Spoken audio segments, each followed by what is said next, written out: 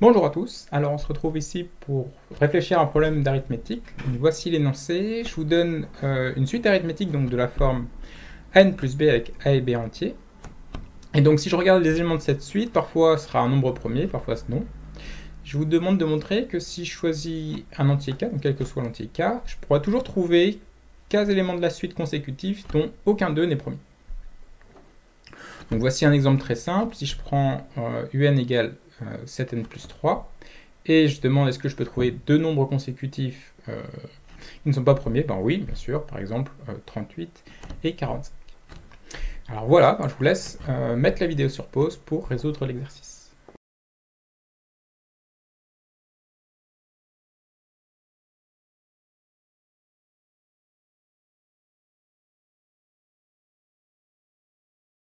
Alors bravo à vous si vous avez réussi l'exercice, et je vais présenter maintenant une solution.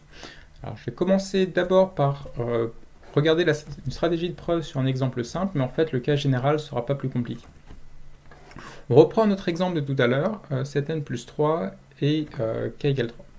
Alors ce que je vais faire, c'est plutôt que juste demander à ce que les un soient pas premiers, je vais demander beaucoup plus que ça, je vais demander que le premier terme soit divisible par 2, que le deuxième terme soit divisible par 3 et que le troisième terme soit divisible par 5. Alors, si j'ai ça, ben alors j'aurai quelque chose en fait beaucoup plus fort que l'exercice, mais du coup on aura gagné. Alors, est-ce que je suis capable de trouver un n qui vérifie ces trois conditions? Ben, écrivons ce que ça donne.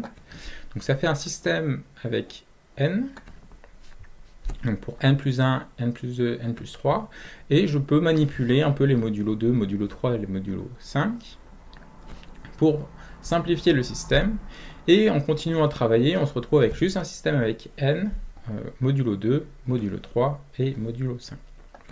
Et alors là, c'est fini, parce que je sais que d'après le théorème des restes chinois, ce système admettra une solution. Alors, si vous voulez le calculer, par exemple, ça vaut moins 2 modulo 30, et donc, dans mon exemple, j'ai que par exemple que U29, U30 et U31 donc, sont respectivement divisibles par 2, 3 et 5, et donc ne sont pas premiers. Alors, dans le cas général, en fait, c'est pas plus compliqué. Alors, comme le cas quelconque, je vais choisir k nombres premiers différents, et alors, petit souci technique, il ne faut pas que P, I divise A. Mais sinon, je les prends comme je veux, et je demande donc que le premier élément soit divisible par P1, que le deuxième élément soit divisible par P2, etc., et que le quatrième élément soit divisible par K. Donc, même chose que tout à l'heure, si j'arrive à résoudre ce système, ben, j'ai gagné. Tout cela ne sont pas premiers. Ben allons-y, écrivons le système. Donc c'est juste une équation avec chacun un modulo différent, donc, que je peux résoudre en passant d'abord le b à droite, donc ça fait moins b, divisé par a. Alors il existe un inverse de a modulo p, alors, parce que a est premier avec p, et je termine en plaçant le 1 à moins 1, etc. Donc là, ça me donne un système d'équations pour n. Donc chacun des éléments de droite, pensez juste que c'est un entier quelconque. Et par le théorème des restes chinois, je sais qu'il existe une solution possible à ce système. Et ben, du coup, fin de l'exercice, j'ai ma suite d'éléments consécutifs qui ne sont pas premiers.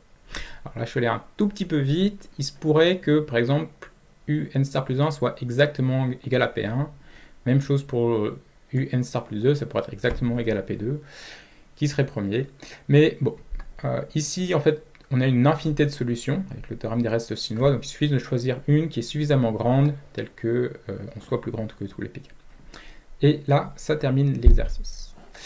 J'espère que celui-ci vous a plu, et à très bientôt.